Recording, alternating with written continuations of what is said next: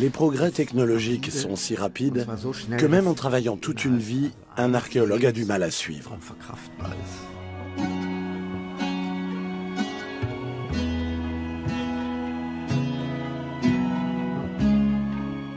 Nous avons pu localiser des milliers de nouveaux sites archéologiques, toutes périodes confondues.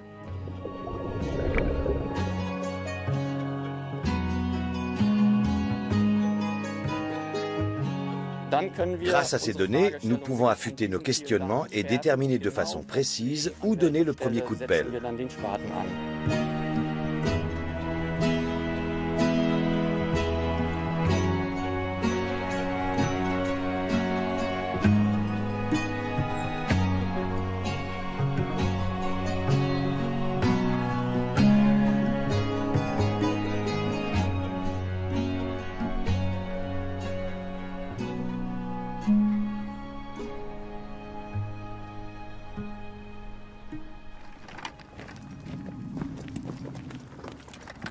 En archéologie, il arrive que la technologie dernier cri prenne l'allure d'une vieille charrette à bras.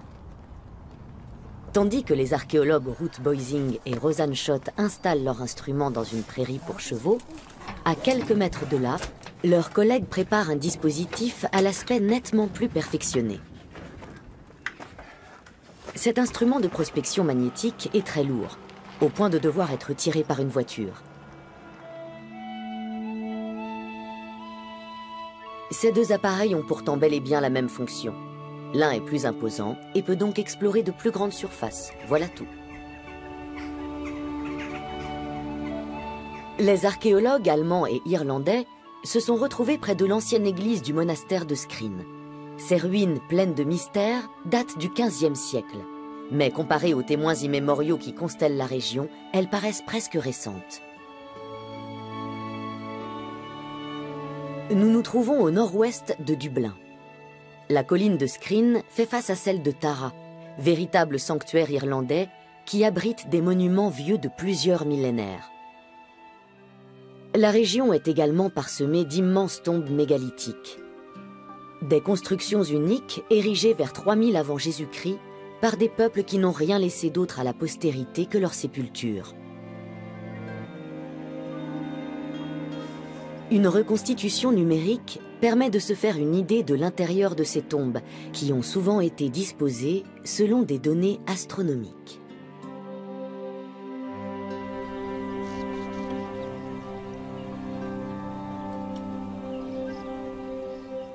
Pour savoir ce qui se cache sous la surface, les archéologues utilisent des sondes. Cet instrument à 5 sondes a 2 mètres d'envergure. Il permet de couvrir une superficie de 2 à 3 hectares par jour. On peut donc obtenir des résultats exploitables pour nos recherches archéologiques assez rapidement. L'appareil de prospection magnétique de ses confrères, équipé lui de 16 sondes, est d'autant plus performant. Ici, il faut faire très attention. Si on confond les câbles, on risque de transmettre de fausses positions. Le meilleur moyen d'éviter ça est de vérifier que tout fonctionne correctement. Ici, l'objectif est de détecter des vestiges très anciens sans donner un seul coup de pioche. C'est ce qu'on appelle la prospection archéologique. Là, je connecte le magnétomètre à l'ordinateur. Ce dernier doit enregistrer toutes les données mesurées et nous indiquer, lorsque nous parcourons le terrain, les endroits où il faut fouiller.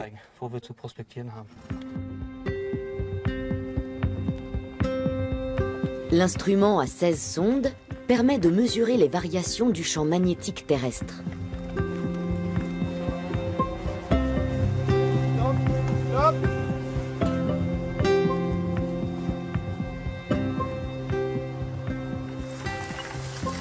Je me demande vraiment ce que nous allons trouver ici. Ce paysage baigne dans une histoire qui a débuté il y a des milliers d'années. Les archéologues ne doivent pas seulement maîtriser l'histoire et la technique, mais aussi s'adapter au terrain.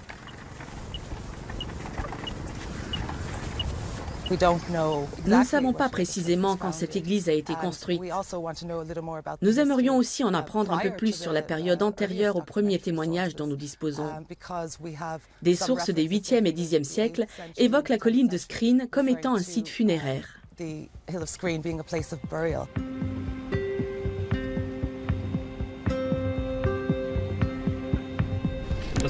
La croix indique l'endroit exact où nous nous trouvons.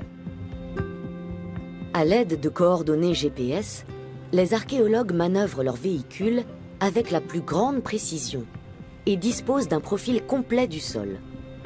Les sondes remorquées perçoivent les variations du champ magnétique terrestre déployé, tel un voile invisible dans le sol. S'il est perturbé par des murs ou des fossés, cette structure est modifiée. Voilà précisément ce que les sondes mesurent. L'ordinateur enregistre ces perturbations. Une structure disparue depuis longtemps apparaît comme une ombre surgie du passé. C'est fantastique. Ça a l'air formidable. C'est une prairie fascinante, absolument fascinante. Ici, on voit des tranchées. Et là, c'est très vraisemblablement un système de fossés rectangulaires qui pourrait tout à fait être relié à cette église. Il y avait peut-être un hameau entouré de douves, chose qu'on ignorait jusqu'à présent. Nous sommes les premiers à le découvrir, après peut-être 700 ans. Où se trouve la communication avec l'église? L'église est là. En dessous, là, on dirait presque des fossés concentriques.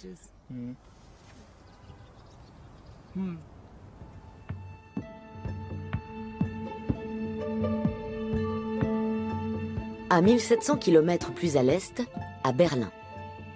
Dans le studio de réalité virtuelle du développeur de jeux vidéo Thomas Bremer, le travail en cours concerne une archéologie numérique d'un tout autre genre. En dépit des apparences, il ne s'agit pas d'un jeu vidéo. Les concepteurs travaillent main dans la main avec l'archéologue berlinois Kai Kollmeier. Ici, la technologie de haut vol rejoint le monde antique.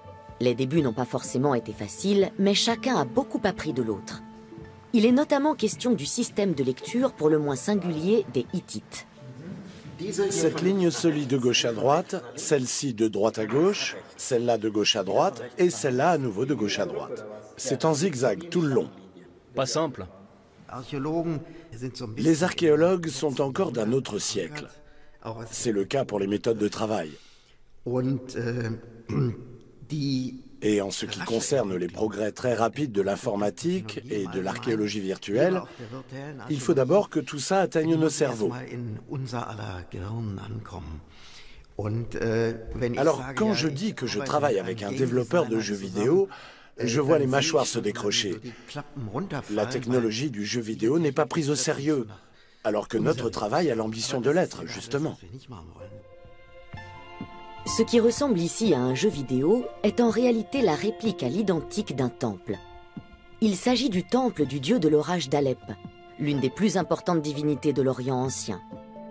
Les plus vieilles parties du temple datent du 3e millénaire avant Jésus-Christ.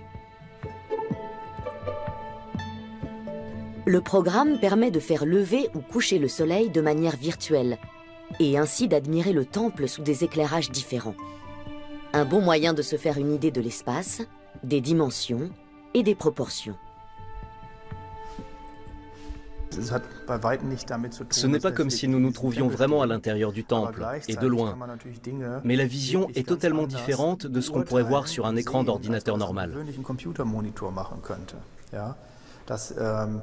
Rien que le fait de pouvoir se tenir ici et par exemple de s'accroupir pour regarder les objets en relief, c'est quelque chose que je ne pourrais absolument pas faire avec un écran. Alep, en Syrie. Le temple se situait au cœur de la ville, dans la vieille citadelle qui s'est retrouvée au centre des récents affrontements entre troupes rebelles et armées régulières. En 2015, la citadelle finit par être éventrée. 5000 ans d'histoire pulvérisée dans un conflit sanglant. Début 2011, l'équipe berlinoise de Kai Kollmeier scanne le temple d'Alep. La Syrie jouit encore d'une paix relative. Le professeur emmène donc des étudiants avec lui, et même sa propre fille. En dessous d'Emilia, vous pouvez voir une autre représentation du dieu de l'orage, perché sur son char. Il est représenté en guerrier. C'est quoi? C'est le symbole divin. Et ça? Des massues. Au début, la mission était surtout scientifique. Mais avec la guerre, les données récoltées ont soudain pris une dimension nouvelle. Nous nous sommes retrouvés avec une quantité faramineuse de données, et puis la guerre civile a éclaté. Il n'a plus été possible de se rendre sur place, et la question s'est posée de savoir ce que nous allions faire. Cela peut sembler presque cynique, mais ces données constituaient le socle idéal. Nous sommes le seul site de fouille du Moyen-Orient à avoir effectué des scans en 3 dimensions. Dans tout ce malheur, c'est une chance énorme.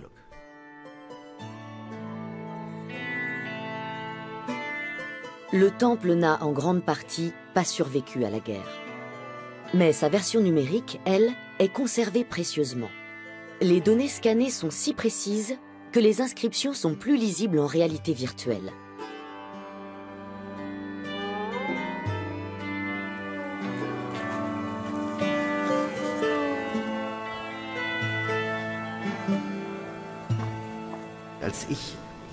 Lorsque j'ai appris à réaliser des fouilles, je n'avais avec moi qu'une feuille de papier et un crayon, c'est tout. Aujourd'hui, on peut utiliser un scanner qui est bien plus précis. Rien à voir avec la représentation sur papier.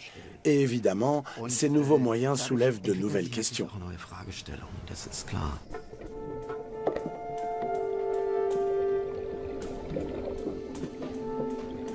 Pouvoir reproduire une copie conforme.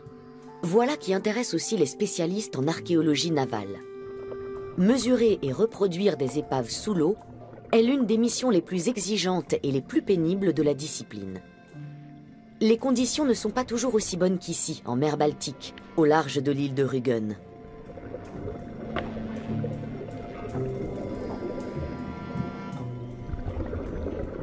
Le renflouement d'épaves gisant au fond des océans n'est mis en œuvre que pour des pièces d'exception, telles ce Kog, bateau à 1 mât et voile carrée, de la Ligue hanséatique, restauré depuis 1972 au musée allemand de la navigation maritime de Bremerhaven. Pour en apprendre plus sur ce bateau de commerce datant de 1380, les archéologues ont réalisé une maquette numérique. La construction d'un bateau comme celui-là est extrêmement élaborée. Toutes les pièces en sont interdépendantes, si bien que quand vous en déplacez une, ne serait-ce que de 2 cm, c'est le bateau entier qui se déforme. C'est précisément pour ça que nous avons effectué cette reconstitution sur ordinateur. Elle nous donne une vue d'ensemble qui nous permet de voir instantanément d'où vient la déformation, sans avoir à faire le tour du vaisseau qui fait 23 mètres de long. Il suffit de déplacer virtuellement quelque chose et les éventuelles modifications s'affichent instantanément sous vos yeux. Les scientifiques ont notamment pu déterminer comment le Kog était manœuvré, et ce, sans même devoir le mettre à l'eau.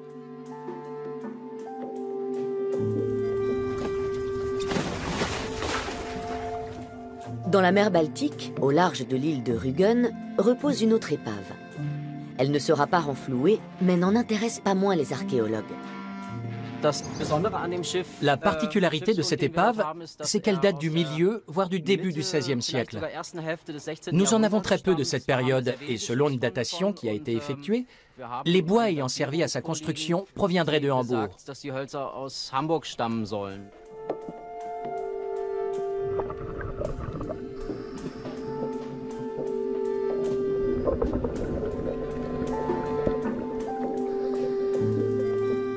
Aujourd'hui, des détails du bateau immergé doivent encore être reproduits à la main, car cela reste le meilleur moyen d'en saisir au mieux certaines spécificités.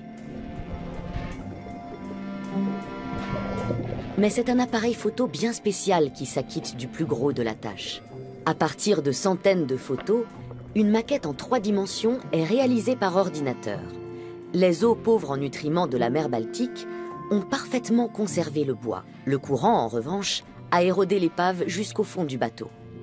Le but de notre expédition est d'effectuer un maximum de relevés afin d'enregistrer le plus de détails techniques possible et d'obtenir une image conforme qui servira de base à nos recherches. C'est un peu comme recopier un livre qu'on ne peut pas lire parce qu'il est écrit dans une langue étrangère. On le rapporte à la maison sur du papier, ou en l'occurrence ici en fichier numérique. Une fois chez soi, on s'installe devant son bureau et on tente de traduire ce vieux bouquin et de comprendre ce qu'il raconte.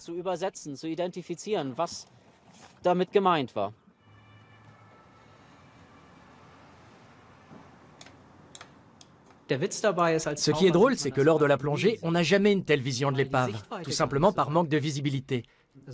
Là, on est en mesure de créer ce type de maquette, même si la visibilité ne dépasse pas 30 cm. Pour tout reconstituer, il faut veiller à prendre suffisamment de clichés qui se chevauchent. Et d'un seul coup, on découvre une image inédite. On y distingue par exemple les pierres servant à lester le navire de guerre, toujours disposées à fond de cale. Sans elles, la frégate n'aurait jamais pu transporter les lourds canons. L'un des joyaux de la collection du Musée d'art islamique de Berlin semble insignifiant et sans éclat. Heureusement, les techniques numériques vont y remédier. Le dernier projet de Kai Kollmeyer, cette coupole de bois richement sculptée qui appartenait à l'un des palais nasrides de la célèbre Alhambra de Grenade. À Berlin, cette coupole longtemps délaissée doit retrouver ses lettres de noblesse. La coupole qui se trouve à Berlin est mal éclairée, comme vous le voyez. Dans de telles conditions, aucun visiteur ne peut l'associer à l'Alhambra. Il faut les réunir virtuellement. Il faut qu'on puisse avoir d'un côté l'Alhambra et de l'autre le musée berlinois, de sorte que le visiteur visualise où se trouvait cette coupole et dans quel contexte elle était visible. En 1891, le banquier Arthur von Gwinner rapporte avec lui la coupole en Allemagne, avec l'autorisation des autorités espagnoles. Gwinner possède alors un petit palais dans l'Alhambra qu'il a racheté à un chanteur d'opéra espagnol. Plus tard, il fera don de ce palais à l'État espagnol, mais conservera la coupole. Pendant un temps, elle ornera sa villa berlinoise avant d'être léguée au musée. Initialement, la coupole était dorée et partiellement peinte. Elle est composée de dizaines de petites pièces et a été sculptée dans du bois de cèdre et de peuplier. Une pièce ornementale digne des cieux. On nous a également dit que les bassins situés devant cette œuvre reflétaient le soleil vers la coupole. Simuler cela en fonction des différentes saisons et des différentes positions du soleil nous permettrait de confirmer qu'il y a bien un concept à l'origine de cette représentation, qui pourrait être un symbole du ciel.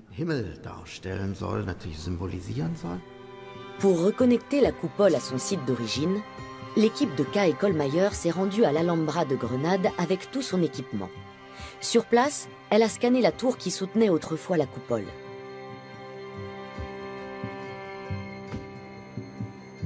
Encore une énorme masse de données à traiter pour les développeurs de jeux vidéo.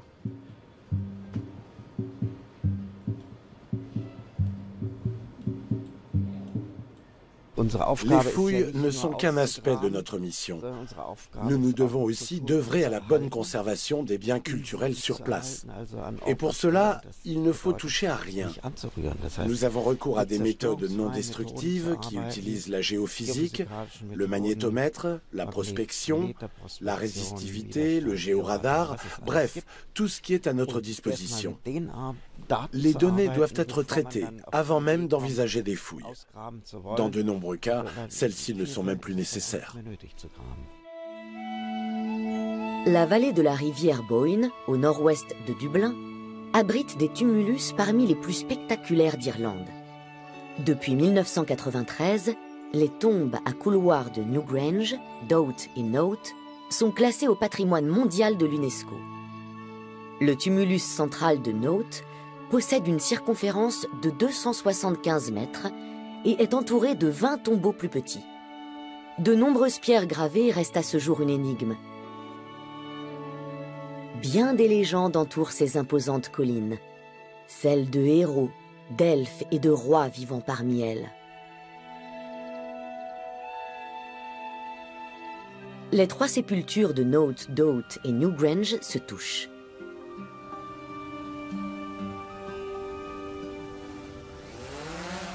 S'offrir une vision d'ensemble d'un site fait aujourd'hui partie de la routine pour les archéologues. Les drones sont équipés d'appareils photo et fournissent les données pour les maquettes créées par ordinateur.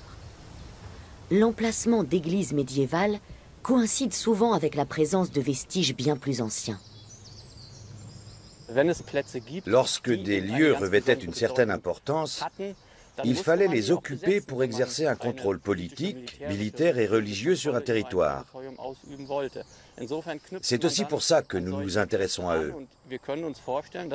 On peut très bien imaginer qu'avec la christianisation, ces lieux très anciens aient été utilisés pour la construction d'églises.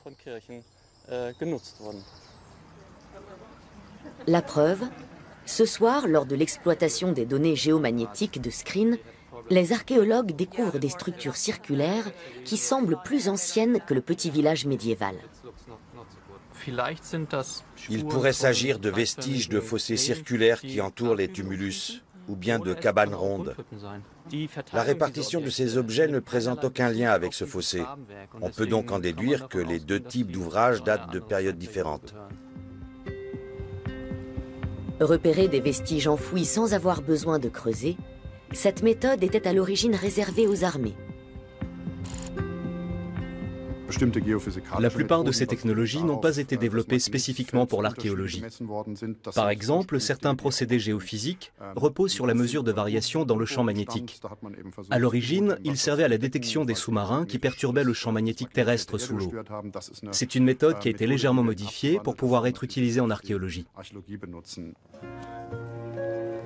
Axel Posluszny est entouré de vestiges archéologiques. Il travaille sur le Glauberg, un oppidum proche de Francfort. Ce plateau montagneux a été colonisé par l'homme il y a des millénaires. Les Celtes en particulier ont imprimé leur marque sur la région.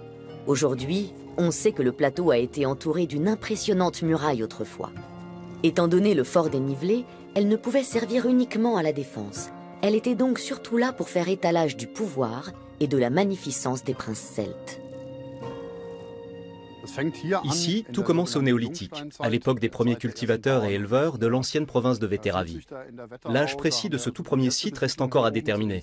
Il appartient à ce qu'on appelle la culture de Michelsberg. Ensuite, l'histoire se poursuit jusqu'à la fin de l'âge du bronze. À partir de l'âge du fer, vers 500 avant Jésus-Christ, les premières populations que nous pouvons appeler celtes se sont établies ici. Ce sont ces gens qui, les premiers, ont construit des fortifications sur ce plateau. En 1988, un simple cliché aérien conduit à l'une des découvertes archéologiques les plus spectaculaires en Allemagne.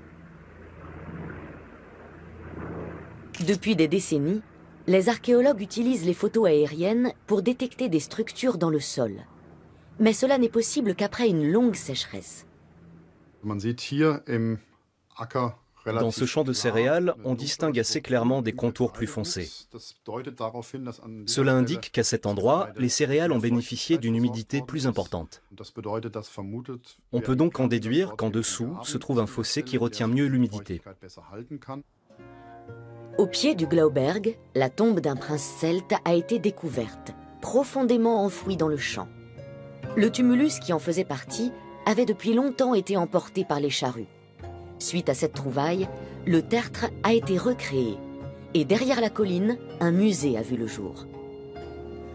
Aux abords du tombeau, une statue en grès grandeur nature a été mise au jour. Elle était ornée de chaînes et d'anneaux et se trouvait dans une fosse avec des fragments d'autres statues. Il s'agit du fameux prince celte coiffé d'une surprenante couronne. Dans la tombe du prince, les archéologues ont retrouvé une chaîne en or, la même que celle que porte la statue de grès. Aujourd'hui, c'est une évidence pour le visiteur. Le prince de pierre du Glauberg représente un homme qui a vécu il y a plus de 2500 ans. Le corps trouvé dans la tombe était lui aussi coiffé d'une étrange couronne, tout comme la statue.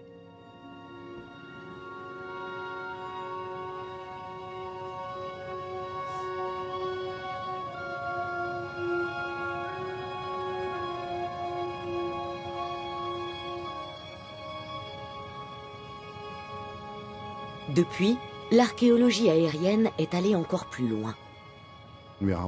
En plus de l'archéologie aérienne classique, qui s'est bien évidemment elle aussi informatisée, nous avons la possibilité d'effectuer des recherches non destructives sur des vestiges archéologiques, grâce à d'autres méthodes assistées par ordinateur. Le LIDAR, une technique de télédétection aéroportée, est la première de ces méthodes. Placé sous un avion, le scanner balaie le paysage. À l'origine, les données récoltées n'étaient pas destinées à l'archéologie, mais au service du cadastre. Elles représentent néanmoins un pas de géant en termes de connaissances acquises, même si les modèles numériques issus de ce procédé peuvent à première vue sembler tout sauf spectaculaires. La particularité du LIDAR, c'est qu'il permet d'effacer les arbres et les arbustes. Depuis les airs, les avions, mais aussi parfois les hélicoptères, envoient des rayons laser vers le sol. Ces rayons sont renvoyés et on peut calculer la hauteur de la surface de la Terre et ainsi dresser un modèle numérique à partir du temps qu'ils mettent pour revenir. Ce qui est intéressant, c'est que ce procédé fonctionne aussi dans la forêt. Suffisamment de rayons parviennent à s'infiltrer à travers les arbres et à toucher le sol, ce qui permet d'obtenir une représentation assez précise du terrain. À l'image, on distingue le tracé du Limes, la frontière entre la région occupée par les Romains et la région libre. Ici, c'est parfaitement visible. Et là, se dressait sans doute un mirador.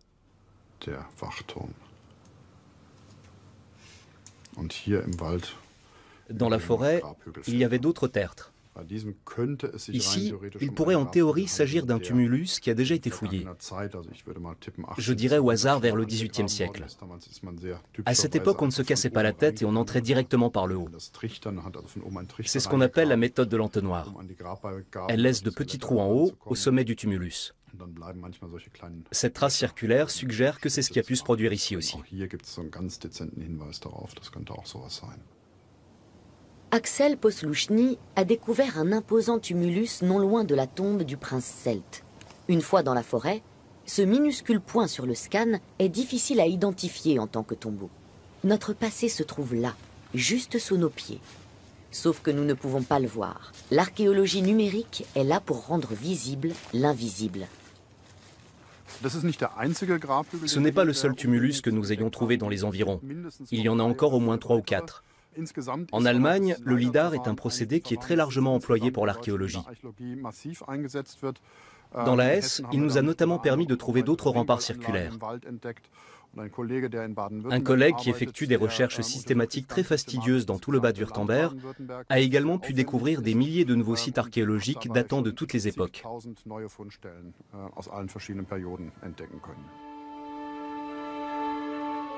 En Irlande aussi, le nombre de monuments découverts grâce aux méthodes de prospection modernes a pu être multiplié par 100.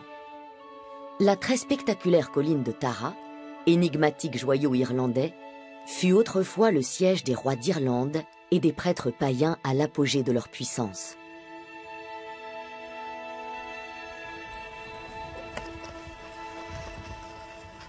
La colline de Tara dégage une magie qu'on perçoit bien par ici. Au XIXe siècle, des Irlandais se sont rassemblés en ce lieu et ont fait le serment solennel de ne jamais se reposer tant que cette terre ne serait pas indépendante. Ils n'ont certainement pas fait ça pour rien. Des druides peuplent aujourd'hui cette terre. Le soir, on peut les entendre jouer de la harpe. Ici, les chrétiens ont bâti une église.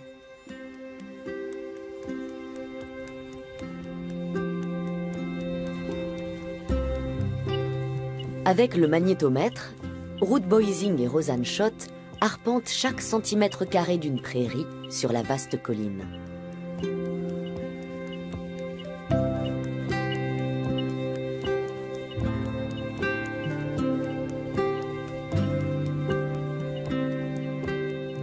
À Tara, il y a toujours quelque chose de nouveau à découvrir. Et de fait, les données numériques indiquent de nombreux cercles sous la surface. Des tumulus, à moins qu'il ne s'agisse de lieux de rassemblement. Lorsque nous avons commencé à explorer Tara, environ 25 monuments, tous visibles, étaient déjà connus. Grâce aux méthodes géophysiques, nous savons qu'il y en a plus d'une centaine, dont bon nombre se trouvent sous la surface. Les cartes anciennes fournissent également des indices sur les monuments disparus.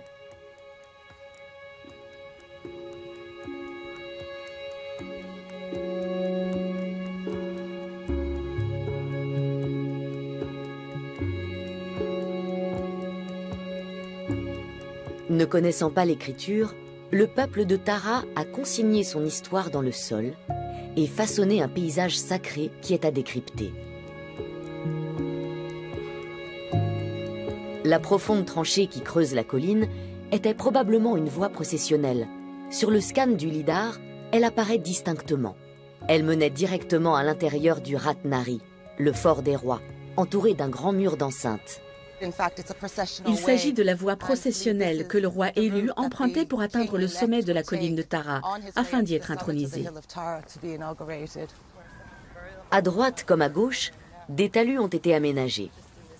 Ainsi, le regard des marcheurs était orienté vers ce qui importait le plus aux yeux du bâtisseur. Chose intéressante, il y a toute une série d'ouvertures le long de la voie, grâce auxquelles on bénéficie d'une vue imprenable sur les monuments les plus emblématiques, en particulier les tumulus. Preuve que les bâtisseurs de la préhistoire s'y entendaient en matière d'effets visuels. Ce que je trouve également très beau, c'est que lorsqu'on se tient ici, on a une vue magnifiquement dégagée sur le paysage qui entoure Tara, ainsi que sur un bon nombre des montagnes et des collines où se trouvent d'autres monuments. Il n'y en a pas autant que sur celle de Tara, qui est unique en son genre, mais il y a plusieurs monuments isolés qui sont probablement liés entre eux. La colline de Ward abrite elle aussi un sanctuaire énigmatique. Des étudiants de Dublin effectuent des fouilles à des endroits précis. Selon la légende, c'est dans la colline de Ward qu'Halloween, fête païenne célébrée le soir du 1er novembre, puise ses origines. Effectivement, les étudiants trouvent un grand nombre d'ossements d'animaux, comme si à cet endroit, des gens s'étaient régalés autour de copieux banquets. L'archéologue irlandais Stephen Davis a exploré la colline. Ici, la prospection magnétique n'a rien apporté, pour une raison très simple. Le problème, c'est qu'ici, la prospection magnétique est obsolète à cause des grands feux qui ont rendu le sol très magnétique. Tous les instruments réagissent et on ne distingue plus rien du tout.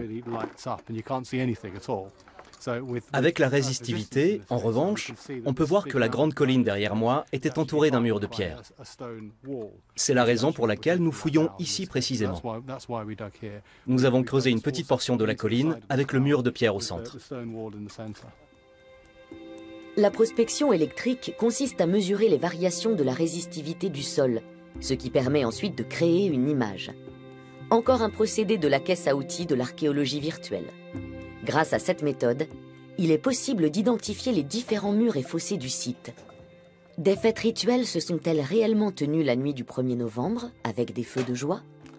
Des indices semblent étayer cette hypothèse. Là, c'est une couche de matériaux calcinés. Le feu a eu lieu avant que tout ça ne tombe par-dessus. La couche portant des traces d'incendie va jusque là-bas. Nous pensons à des feux de joie. Mais ce n'est qu'une théorie selon laquelle ces feux remonteraient pratiquement à l'âge du fer. D'après des témoignages du Moyen-Âge, des prêtres et des druides se retrouvaient ici et allumaient de grands feux. Mais ces sources dateraient de 700 ans après les faits, donc nous les prenons avec une certaine circonspection. En tout cas, il y a de nombreuses traces de feu ici. Alors qui sait ? En plus des tombeaux et des lieux de rite, les bâtisseurs de ce site ont laissé les dépouilles de leurs rois assassinés. Ces corps fossilisés se trouvent au Musée national d'Irlande, à Dublin. Les tombeaux et leurs occupants sont les uniques témoins de ces anciens Irlandais qui ne connaissaient pas encore l'écriture.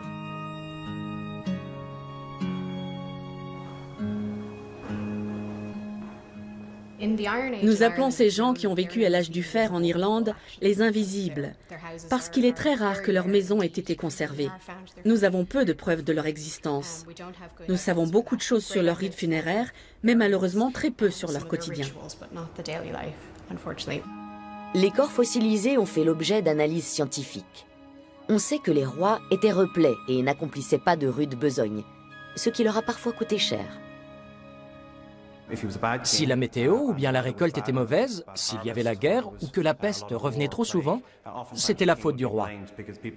Les gens disaient que le lien entre la nature terrestre et spirituelle était rompu. Et au bout du compte, le roi était souvent remplacé. L'analyse des corps suggère un étrange rituel. Sucer les mamelons du roi était un rituel exécuté lors de l'intronisation. Donc lorsque les mamelons étaient coupés, cela voulait dire que cet homme ne pouvait plus être vénéré. Tout le cérémonial royal est étroitement lié à la terre-mère, dont le roi n'est autre que le partenaire.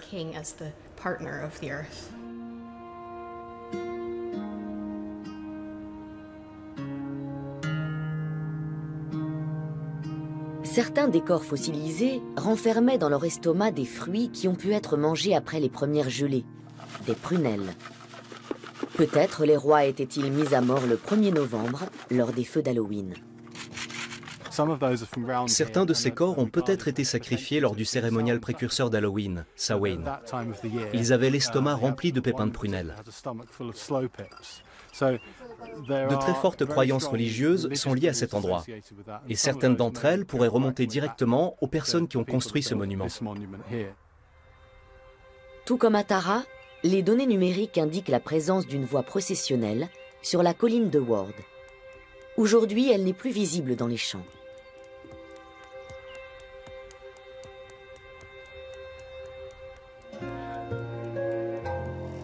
Il en était de même sur le tombeau celte du Glauberg.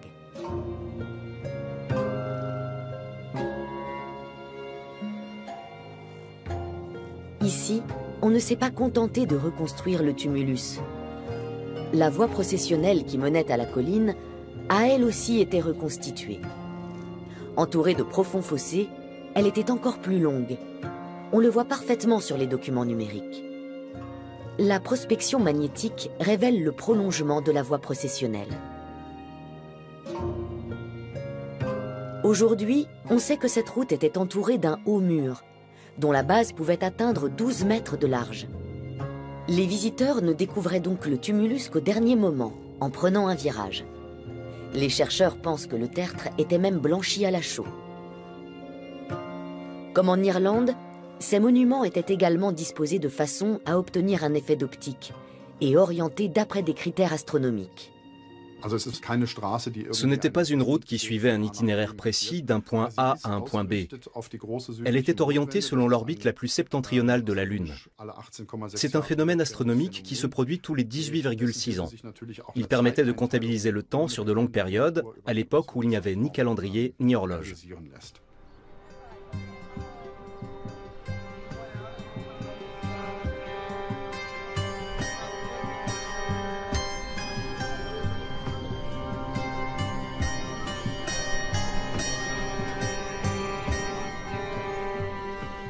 L'Alhambra à Grenade est l'une des plus grandes attractions touristiques d'Europe. 5000 visiteurs se pressent chaque jour dans la citadelle. Les billets se vendent des semaines à l'avance. Pour Kai Kohlmeier, c'est un privilège de pouvoir travailler ici.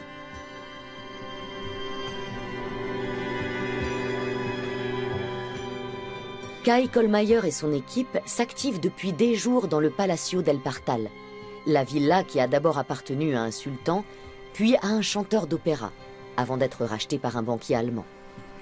C'est ici qu'en 1891, Arthur von Gwinner a fait démonter la coupole.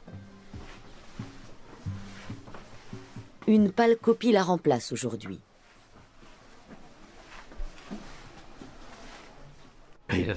C'est une expérience formidable, parce qu'on peut vraiment comprendre comment la coupole était placée à l'origine. On le sent, on le voit à travers cette fenêtre. C'est une sensation qui n'a rien à voir avec celle qu'on a dans un musée, quand on lève la tête dans une salle sombre. Minutieusement, chacun des détails de la pièce est balayé par le scanner. Face à de tels efforts, une question s'impose. Pourquoi les Berlinois ne restituent-ils pas tout simplement la coupole? Pour l'archéologue, ce serait irrespectueux pour l'histoire. La coupole s'est retrouvée à Berlin légalement. Difficile d'affirmer le contraire.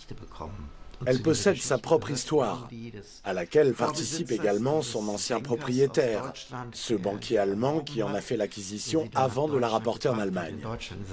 Puis il l'a intégrée à sa villa et par des voies détournées, elle a fini au musée de Berlin. Cette histoire fait partie intégrante de l'objet. On ne peut pas la lui retirer. Dans cette salle, le sultan recevait ses amis et sa famille. Un espace intime qui n'en revêtait pas moins une importance politique.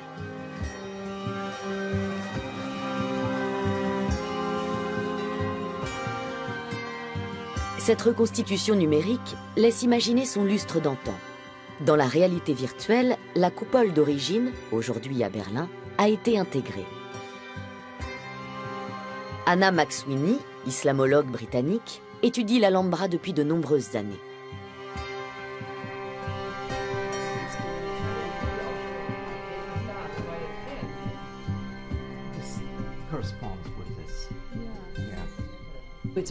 C'est un lieu de rencontre, d'où on peut admirer tout Grenade, ainsi que l'ensemble des autres palais. Il s'agit donc d'un endroit d'où il est possible d'observer et d'être observé. D'ici, le sultan Mohamed Ier, qui est à l'origine de la construction de l'Alhambra, pouvait être vu tout en contemplant la ville. La coupole de cette salle est l'une des plus anciennes pièces de l'Alhambra, probablement réalisée aux environs de 1320. Elle trône au-dessus de la pièce, et lorsqu'on sait qu'il s'agit de la place du sultan Mohamed III et de ses descendants, on peut y voir une sorte de couronne à l'intérieur de cette tour. À mon sens, elle avait aussi une fonction symbolique. Il est inconcevable que 5000 visiteurs défilent chaque jour dans cette petite salle. Le point de vue du sultan et sa précieuse coupole resteront donc à jamais fermés au public.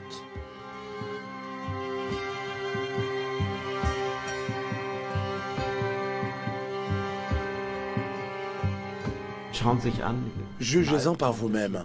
Ce serait un cauchemar de laisser entrer des visiteurs ici. Ils pourraient écrire leur nom sur les murs ou vouloir emporter un petit souvenir. Afin de préserver ce trésor, cette salle restera fermée, du moins je l'espère. En bas, le visiteur pourrait avoir la possibilité d'effectuer une visite virtuelle, d'admirer la coupole d'origine et de regarder tout autour, d'établir une comparaison avec la vue à travers la fenêtre. Même pour quelqu'un qui a pu voir l'architecture originale, ce serait très intéressant.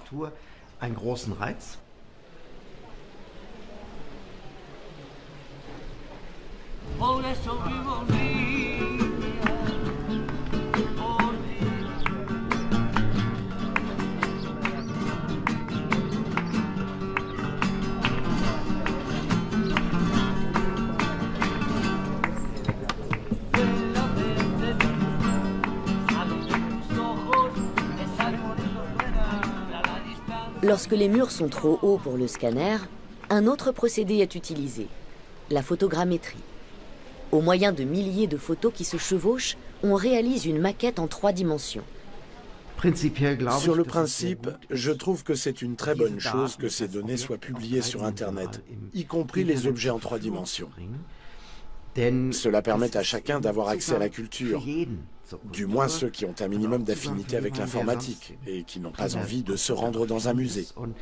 Ils ont ainsi la possibilité d'admirer les objets et cela leur donnera peut-être envie de se déplacer pour les voir en vrai.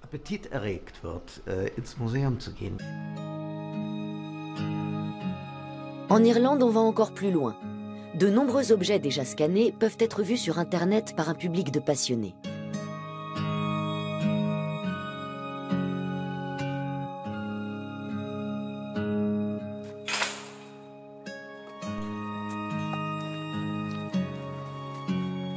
La banque de données est constamment enrichie.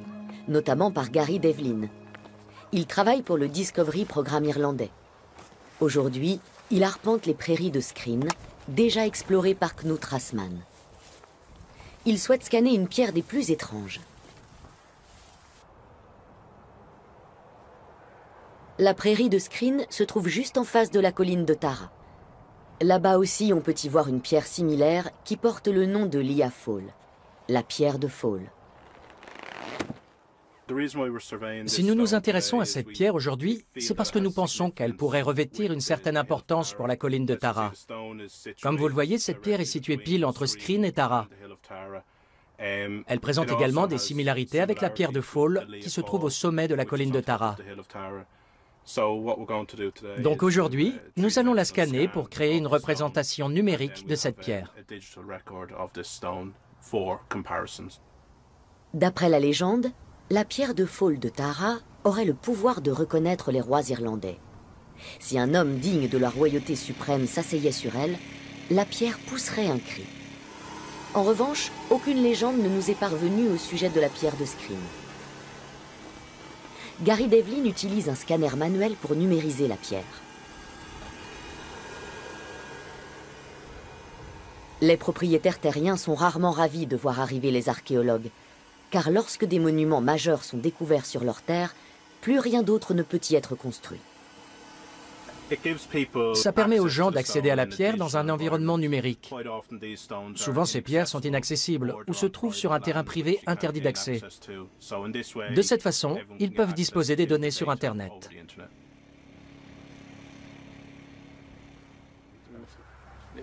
Avant que les archéologues allemands ne rentrent chez eux, ils prélèvent encore quelques échantillons de sol qui remplaceront avantageusement les fouilles. Les chercheurs se trouvent à Dowth, une zone constellée de tumulus préhistoriques et de fermes médiévales. Un câble passe au beau milieu d'un petit hameau médiéval.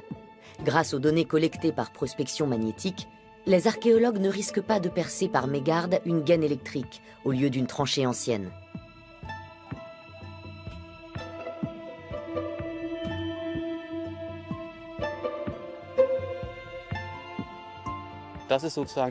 Ce qui change lorsque je commence à exhumer des objets, c'est que je sais déjà énormément de choses sur ce site.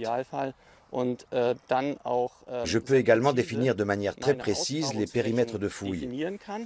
En général, ils sont bien plus restreints qu'avant, parce que je ne progresse pas à l'aveugle. Les archéologues forent à un endroit où ils soupçonnent la présence d'une fosse à ordures. Comme les poubelles modernes, elles en disent long sur le mode de vie des habitants.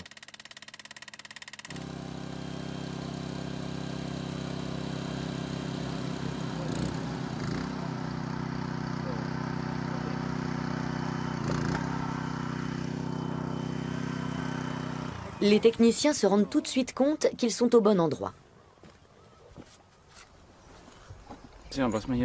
Ici, on voit très bien que la couche inférieure se trouve à l'intérieur de la tête de forage. Et là, à l'intérieur, c'est du charbon de bois. Nous savons donc que nous sommes encore au milieu de la couche archéologique. Mais cela ne me surprend pas, car avec la prospection magnétique, nous savions que cet endroit comportait une structure. Nous avons déjà pu la catégoriser de manière assez précise. Si nous n'avions rien trouvé ici, on en aurait conclu que nous avions commis une erreur en effectuant les relevés. Mais nous sommes tombés justes. Nous disposons de nombreuses informations sans avoir donné un seul coup de bêche. La bonne nouvelle, c'est que nous savons déjà que les carottes contiennent du charbon de bois. Nous allons donc pouvoir effectuer des datations au carbone 14 pour déterminer son âge. Ça ne veut pas dire que nous connaîtrons l'âge de ce fossé, mais nous avançons tout doucement. Lorsque les botanistes examineront le charbon de bois, ils pourront également nous dire quels arbres ont été utilisés et brûlés ici.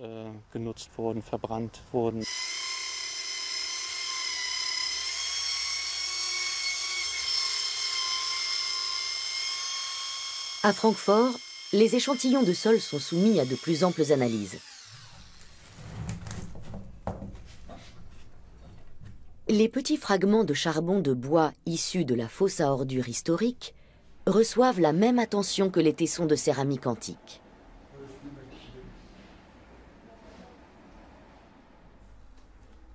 Puis l'échantillon est bombardé par des rayons X est réduit à ses composants chimiques. Knut Rassmann cherche un élément en particulier.